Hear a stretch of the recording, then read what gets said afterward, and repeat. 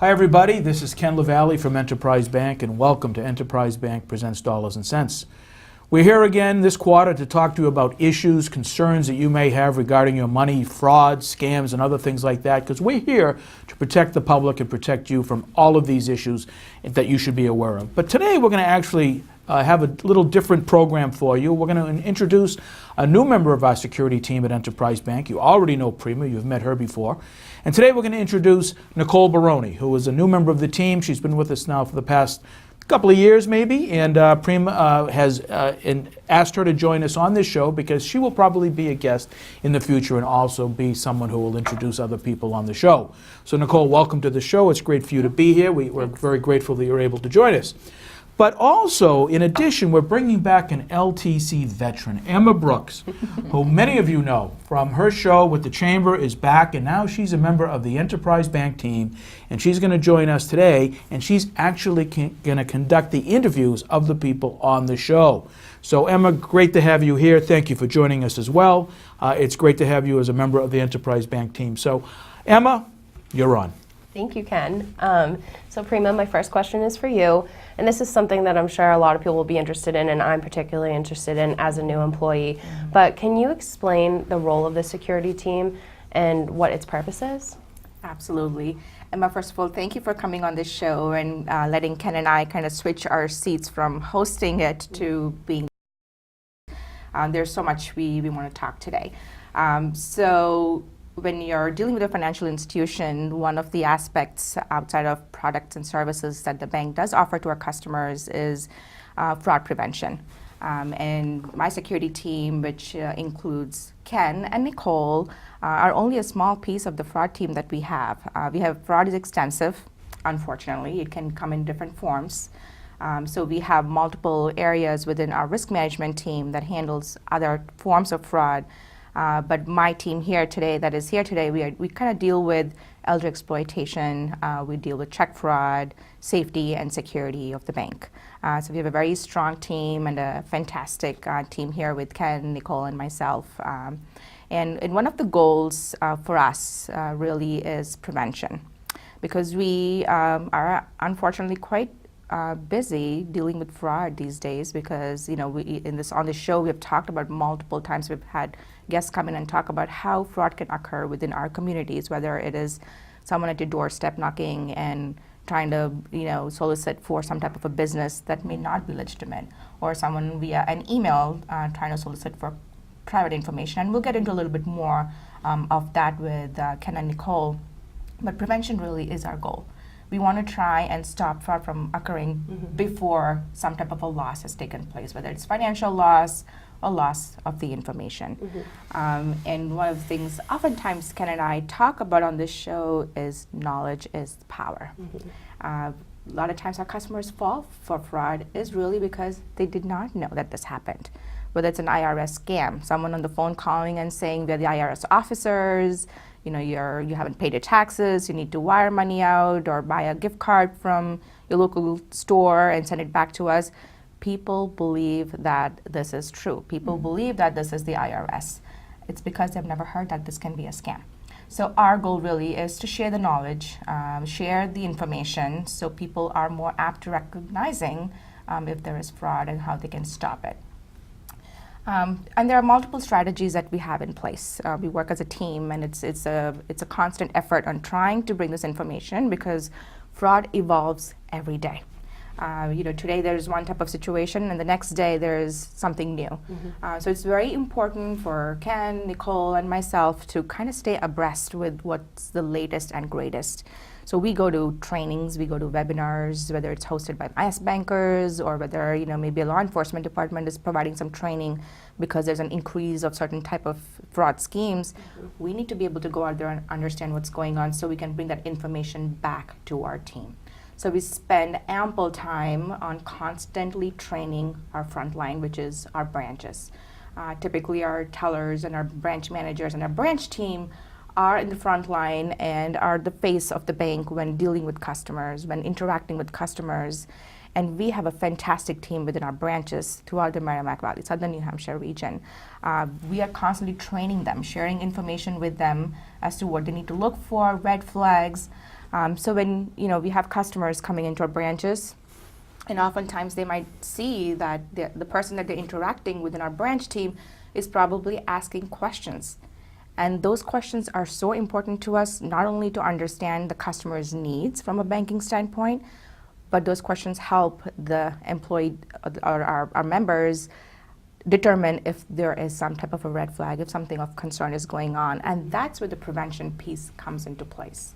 So whether it's customers of Enterprise Bank or anybody that's working with a financial institution, I want them to feel comfortable to be able to allow and give us the opportunity to understand the questions, because it's really to benefit our customers. And I think we have prevented a lot of the fraud because of those questions that were asked, and when the response was not quite what we expected, we really try to work with the customer for their benefit, to protect them and obviously to protect the bank as well. And we also do a lot of networking within financial institutions, within law enforcement agencies. And that is critical for us. And that's because if there is fraud occurring at Enterprise Bank, more than likely other local banks, national banks, are probably seeing a similar trend. So we are constantly networking and sharing the information about what other financial institutions might be seeing, what are some of the preventative measures that we can be putting in place. So that's one of the big pieces of what we do, is to really work as a community, really. And then also with law enforcement agencies, they're a great partner for us, whether it's the Lowell Police Department, Chelmsford Police Department, all our neighboring police departments are fantastic in working with not only Enterprise Bank, but with financial institutions to work with us, working with our customers, to at least try and prevent, if not at least recover. Sometimes prevention is not possible, and sometimes it's too late when we get involved. At that point, our efforts are in trying to make a recovery of the lost funds or maybe the information. So training is constant, and then certainly, kind of going back to the knowledge is power, is our community outreach efforts. Getting this information out to our community members. And this is one of the ways that we do it. We do go out to senior centers. Ken, Nicole, and I, we have teamed up, and we've gone out to senior centers sometimes with our DA, Mary Ann Ryan, to try and really talk to our elderly citizens, because fraud really targets people of all ages, but certainly more geared towards our senior citizens, because they're a little bit more trusting and are always willing to help people. And unfortunately, people do take advantage of that, undue advantage of that. So we do various training efforts. We've been on the radio show, Ken organized and does organize quite frequently, because we have to try and engage with our community members in multiple formats. Everybody has different preference, so we're always trying to find ways to get this information out. So it's really a job that is still not done. I think there's so much more that needs to be done, and we do encourage our viewers who are probably tuning in today, is anytime there's a question, any concern, certainly call your bank. You can call us too, and I know our information will be shared on the show. We're happy to, at least, we're not legal advisors, but we can certainly provide recommendations and give them some resources that they might be able to reach out for helping them. So I hope that kind of, an overall of what we do at Enterprise Bank. Yes, you definitely shed a lot of light onto that. I had no idea that you guys were going out to senior centers and educating them like that. I think that's wonderful. Yeah, thank you, yeah. So Nicole, my next question is for you. I've heard about an issue called card cracking. And can you kind of explain what that is and how to avoid it? Sure. So card cracking is something that we've seen a really large spike in lately.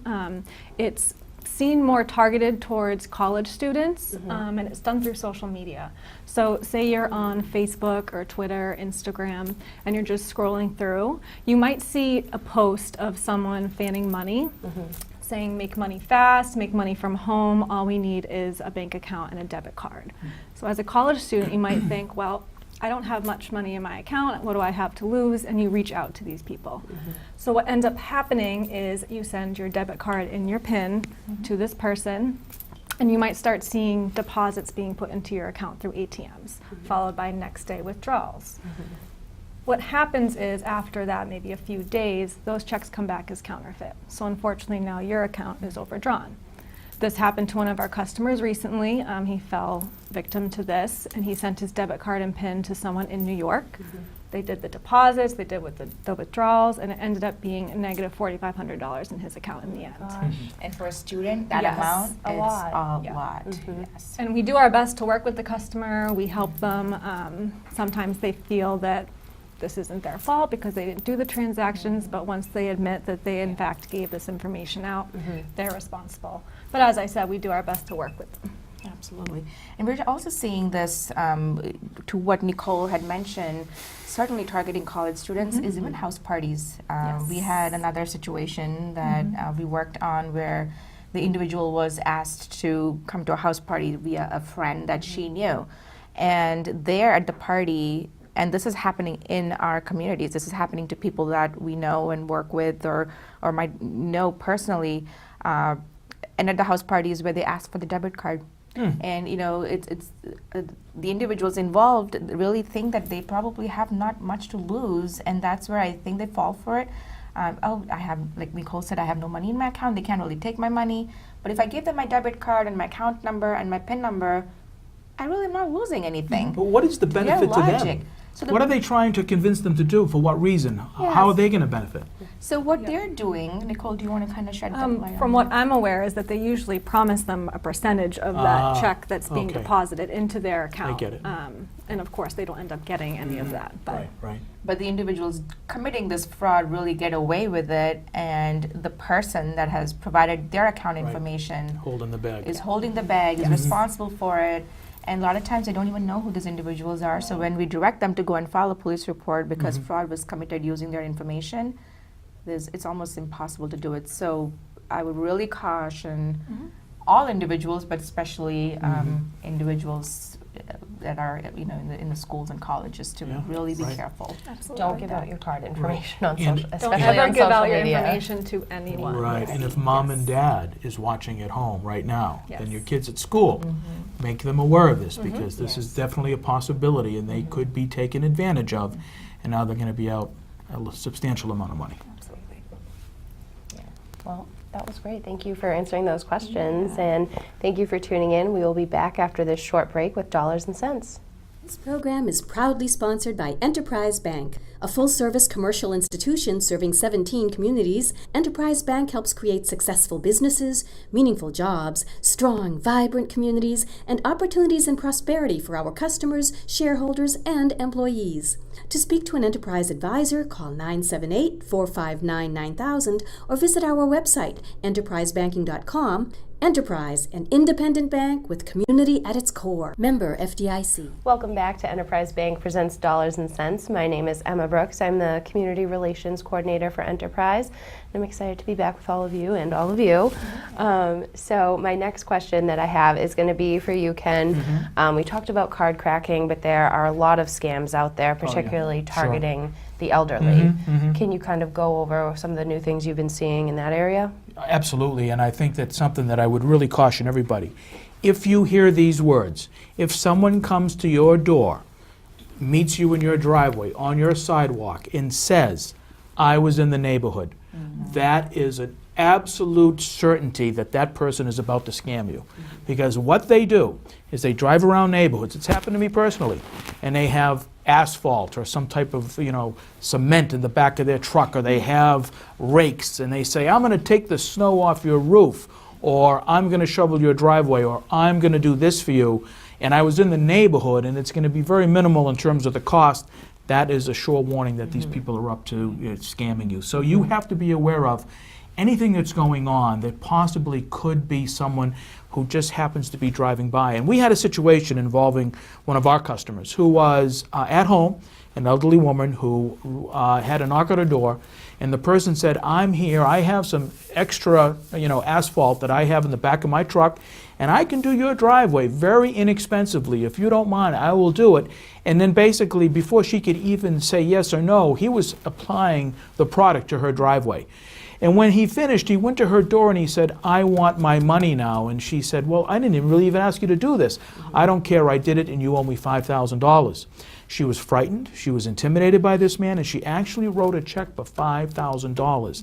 Now, once they have that check in hand, they are immediately on their way to the closest bank where the check is written from. So if it's an Enterprise Bank check, they're going to go directly to the closest Enterprise Bank in an effort to cash that check immediately, because they know that at some point someone's going to catch on to what's going on. Right.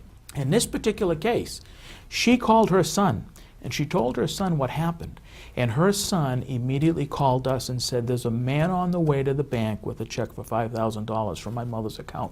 Do not cash that check." And that's exactly what happened. He showed up at the bank minutes after he applied this, this asphalt to the driveway, and was trying to cash his check.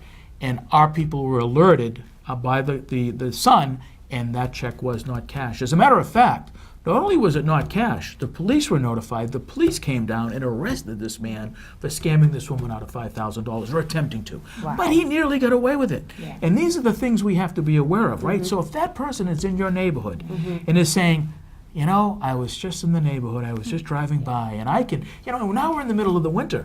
And we have people who have snow on their roofs. They may have a leaky roof, and they say, "Geez, I got to get that snow off there." Or someone who the furnace it needs to be repaired, or there's your chimney has got a problem, and I can fix your chimney, and you need to have your chimney swept.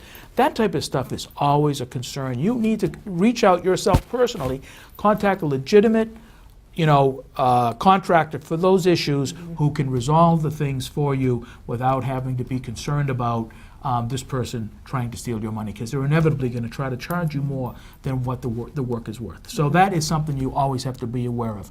We are seeing a continuation of people involved in situations where checks are being stolen from accounts, bad checks are being written. We're constantly in that realm where we're recognizing that people are having their money stolen. And again, we can work on it after it happens. We'll notify the police. But even once the police get involved and start an investigation, the likelihood of recovering those funds is not high. And we need to make sure that proactively, preventatively, people know that these things are happening so they are not taken advantage of. So that is our main message. And, Prima talked about it, Nicole talked about it. That's the premise of this show, to make people understand that we really need to be on guard. Definitely. It sounds like these scams are more common than most people probably realize. Oh, I would say so. And I think, my mother, God rest her soul, she wanted new windows installed in her house several years ago. And a contractor came by. And when she did it on her own, she never contacted me. And when I came by the house and I saw the new windows and I saw what was charged, I was absolutely floored. I actually had to contact the Attorney General's office to actually get compensation from this company. And the owner called me and said, "Oh, we're not trying." And I said, I knew that was untrue. I knew that they were out to take money from an elderly woman, and they did. And we got some funds back, but not the entire amount, obviously. So it's something that everybody is, potentially a victim of. And it doesn't matter how old you are. You can be a young person, like the card cracker person, who's being taken advantage of, the middle-aged person, or the elderly person like me. It doesn't matter. It can be anybody. So that is something we have to be always aware of.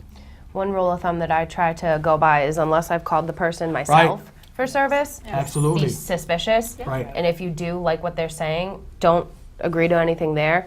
Look them up. See if there's reviews. Sure. Do your research and your due diligence. And Absolutely. that's a good way to avoid it. But yeah, if someone comes to you, Right. Yeah. If Be they contact cautious. you get a phone call, "Hey, you've got a problem with your computer," or "This is the IRS." If they're calling you, it's not legit. You have to call them. You have to confirm all these issues. You need to make sure that these people are legitimate before you have any conversation with them over the phone. And I get, I think we all get these phone calls, right? These phone numbers that we're unaware of. I just don't answer my phone, right? I just let it ring and ring and ring, and I never want to be engaged in don't any know the conversation. number. You don't know the Yeah. number. You see it on Never your cell answer it. phone, and that number, I don't answer. If it's important, what are they going to do? Message. They will leave a message. and most of Absolutely. the time they don't. Yeah. That's all they never do.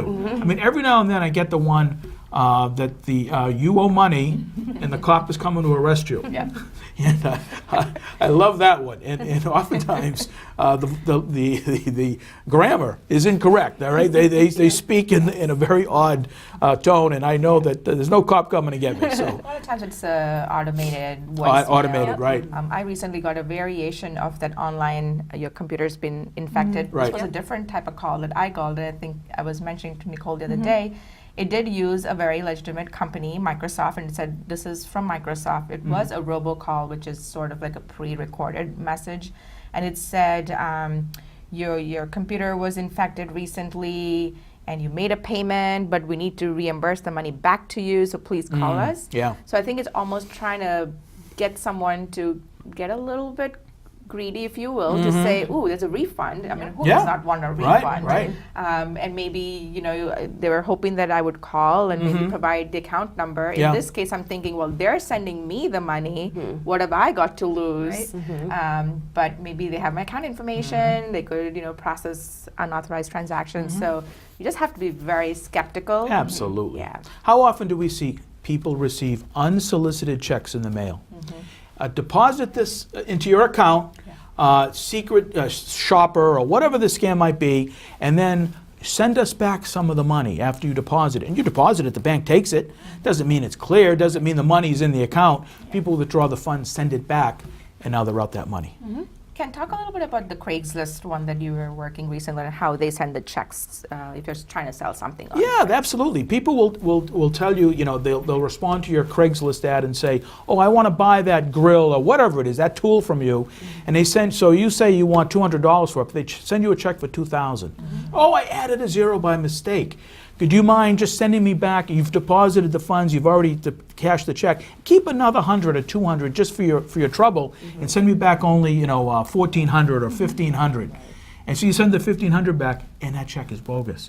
Now you're out $1,500, right? And and you didn't sell your item. So the thing is, people are being taken all the time by these things, and we have to be very, very careful. Thieves are getting more and more creative. Oh, We without a are. doubt. You guys are doing such a great job. They need to find a way to be a step ahead of Yeah, you. yeah. But our goal is to stay 3 steps ahead of them. Yeah. You know, another point I want to make, Prima, you talked about networking. So we're very lucky to be part of an information sharing network from the Commonwealth Fusion Center. So any type of financial crimes that are taking place across the Commonwealth of Massachusetts, Southern New Hampshire, we're getting information, emails regarding these individuals, so we can be alerted to their problems and the issues that they're involved in, so that we can make our employees aware that if we talked about the felony lane gang, right? Those people who are stealing, going to automobiles, breaking into cars, stealing checkbooks and licenses, and then cashing these checks. And disguising themselves as the person in the driver's license, and they go to the farthest lane away from the and then they cash those checks. So that information comes to us, so we're able to be one step ahead, as you say, of these individuals who are committing these acts. That's great. So Prima, my final question is for you. Can you talk about some financial safety tips for people out there so they can protect themselves and make sure their money stays safe? Absolutely, and there are several very easy things that people really can do. Mindfulness of your information, your how you can get compromised is knowing that is important. And Ken mentioned about the felony lane gang. I mean, they are targeting locations and parking lots where they know people are going to be leaving their pocketbooks and their wallets. A gym, a daycare, you have to quickly pop in and pick up your child. You're parking and you're leaving all your belongings a lot of times in plain sight. So we are making it very easy for these individuals to steal our information. We are giving it away. So, being careful, and I know it's a few extra steps. Take your pocketbook with you, or just take enough information that you need with you while you're driving, or maybe at least put that, and I don't really recommend hiding because sometimes they can break in and look through things, but find a way so your pocketbook, your wallet is not sitting in plain sight in your parked vehicles. Or when you go shopping in your grocery store, I know it's convenient. Sometimes I force myself to not leave my pocketbook or my purse in the shopping cart. I know it's convenient, but it's also convenient for someone to steal it. And I have a lot of stuff in not only cash, I have my checkbooks, my debit cards, my credit cards, and it can very easily be compromised. And then overall financial safety, As a customer, you are in the best know-how of what's going on in your account. Oftentimes we get, people saying, well, how did you let this happen? Why did you deposit, let this check go through? The bank may not necessarily be in a position to know whether a transaction is authorized or not. It is the customer. So we really want our customers, our community members, to know what's going on with their account. You can do that by having easy access to your account. If you have access to a computer or a smartphone, you can sign up for online banking, which is great because you can set up notifications, whether you want to get alerted when there's a transaction. And the banks are getting good with maybe implementing some type of software which will help recognize some of the unusual trends, such as your debit card or your credit card company might call you and say, hey, we saw this transaction out of the area. Yeah. So they are developing technologies and systems that can help, but I still think the person is very much in a position to really stop things from happening. So checking your statements. I know whether you get it mailed to your home or whether you get it to your email, look at the statement. There's a reason why the bank is sending you your statement. Take a look at it, and if you find a transaction, no matter the dollar amount, that does not make sense or you don't recognize what the transaction is, whether it's a credit or a debit, call your financial institution and ask them what it is. We had one case where a customer had seen a 3-cent credit and kind of disregarded. It's 3 cents, right? It's not a big deal. It was a credit posted to his account, and didn't quite really think too much about it. Kind of said, oh, I'll call the bank at some point, and completely forgot. Come to find out a few weeks later, there was a much larger transaction with the withdrawal. I think what they were trying to do is intercept the account to see if it's a valid account, if it'll hold. So even if the dollar amount is small, you don't recognize it, call the bank right away. And timing is key.